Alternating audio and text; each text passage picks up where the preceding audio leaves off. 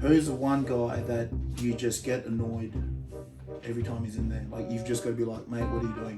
Good strength at the end. Today I'm going to be doing a fashion vlog.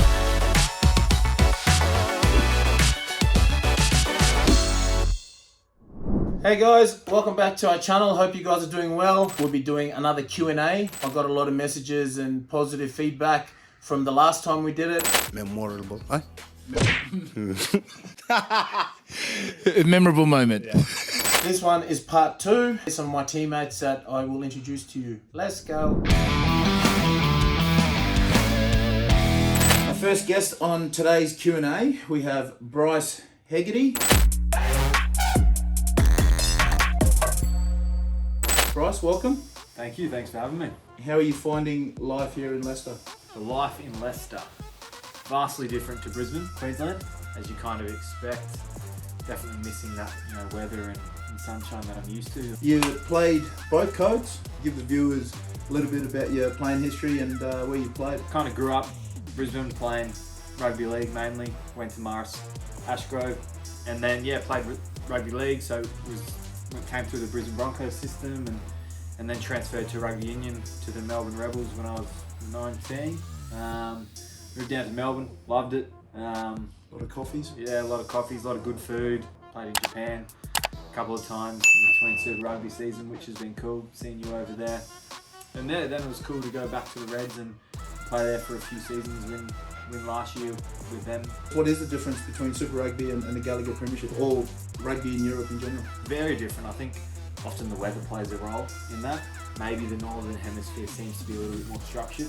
Coming from playing in Christchurch, there tends to be a lot more ball movement and kind of less structure. But not to say that's a bad thing. I think that's a strength of some teams over here. Some of the teams, whilst they're very good defensively, the mindset is on moving the ball, counter-attack opportunities. Any pre-game rituals?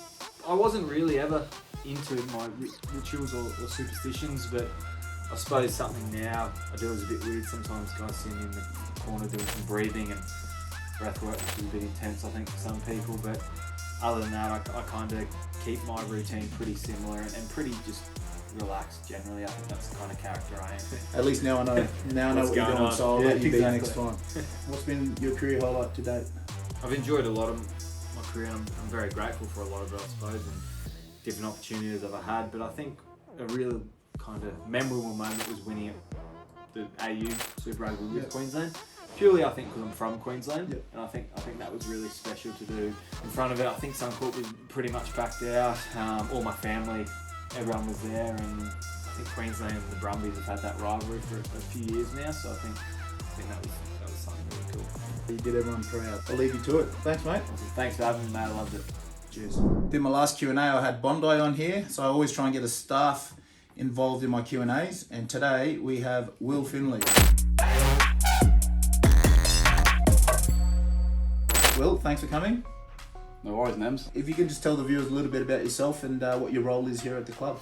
Yeah, good to be on, Nems. I'm an S&C coach at the club, so I deal in the strength and conditioning department. I've been in the role since pre-season, so fairly new into the first team setup, but really enjoying it. And it's been a good season so far. You played some rugby before you went into S&C. Tell us a little bit about that.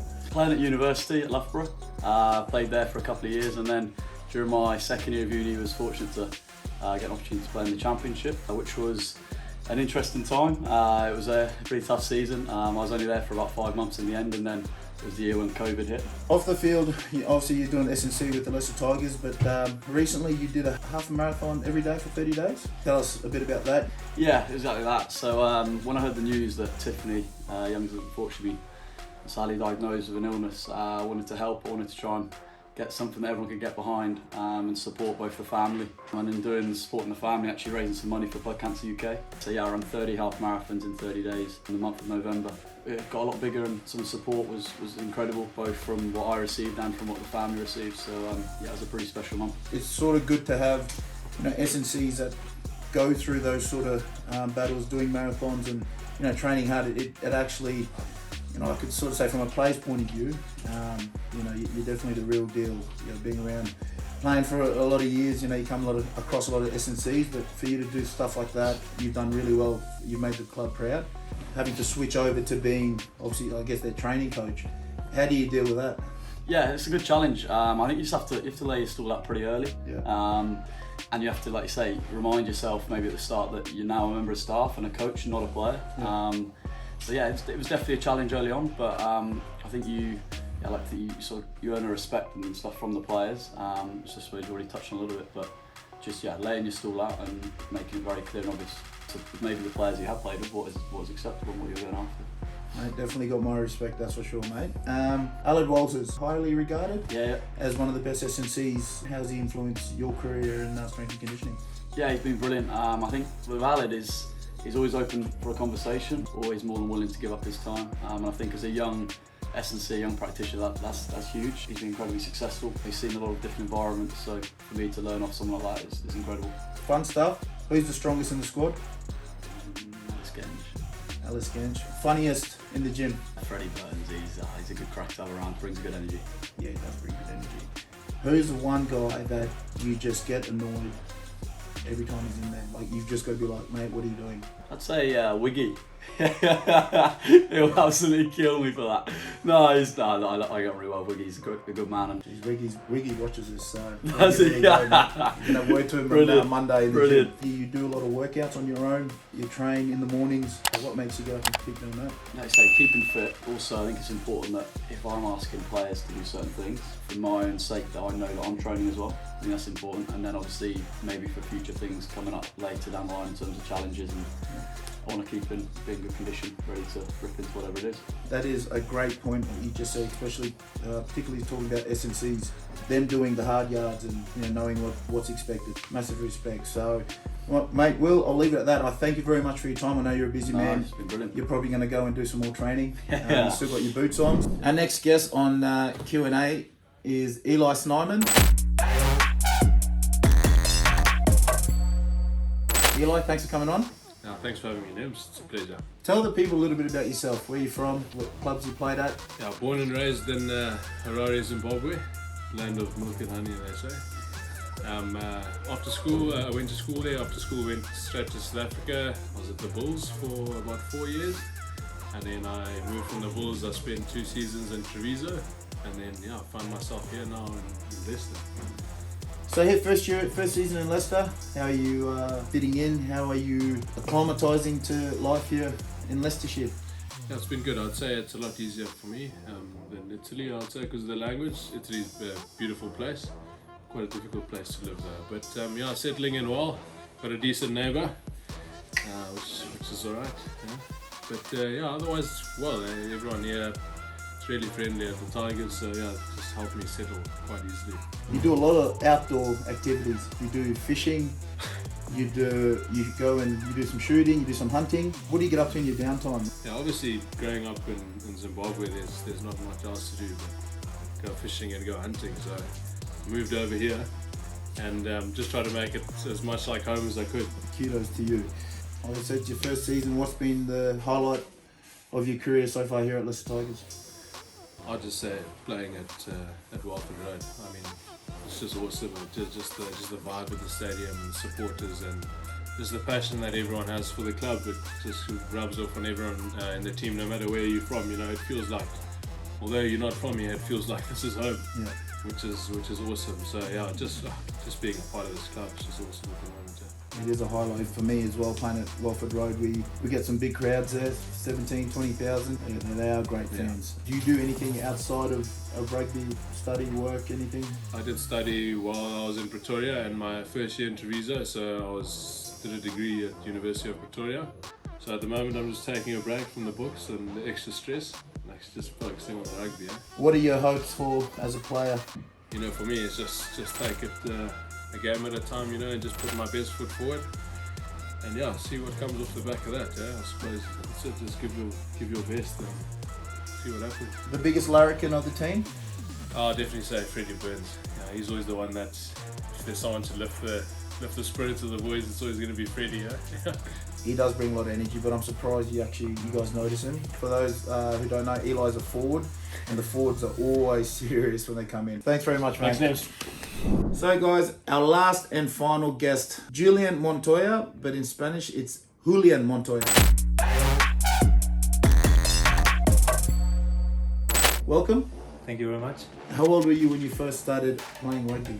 I started playing rugby when I was 10 years old, and I started at school to make new friends, so it was a pretty easy path. I went to a school where the main sport was rugby, so I started playing there just to make friends and because I love the sport, and when I knew the sport, I started playing every year. You obviously played for the Jaguares. Yeah. Did you play for any other club after Jaguares? Jaguares was the first professional rugby team in Argentina, so I started playing there in 2016, but this is my first overseas experience. On that, how are you finding it here in Leicester? I'm enjoying it. Obviously, it was a big change for me and for my family, yes, but I'm really enjoying here. Like, I'm knowing great people, making new friends, enjoying the rugby a lot, how we train, how professional the club is, and learning a new culture too, and meeting people from all other parts of the world. What's impressed you about Leicester Tigers? The way we train and to win, and the details that they pay attention here for the details, and how professional it is, all the structure around the club. And obviously the Premiership is really different to Super Rugby. I'm here learning a lot about rugby, and I'm really enjoying that. I'm playing with a great squad. What's been your career highlight so far? My dream always was, in Argentina, the rugby is amateur, so you always aim to play for your first team in that amateur club. So that was like my first big dream when I was a little kid, and then I was playing for the national team. And I'm really lucky, and I feel really blessed of have that dream become true, for playing for my country. But I always have goals. Like now, I want to be the best I can be, and try to play in a great team. And I love being part of good teams. I think that we as individuals, we play this sport because we like being part of something bigger than us. That is a team. So I'm really enjoying that. You've just recently been given the captaincy for Los Pumas. A huge honour for you and your family. How has it been handling having the job of being captain for your country? Has it changed your game in any way? Has it changed you, or has it done anything?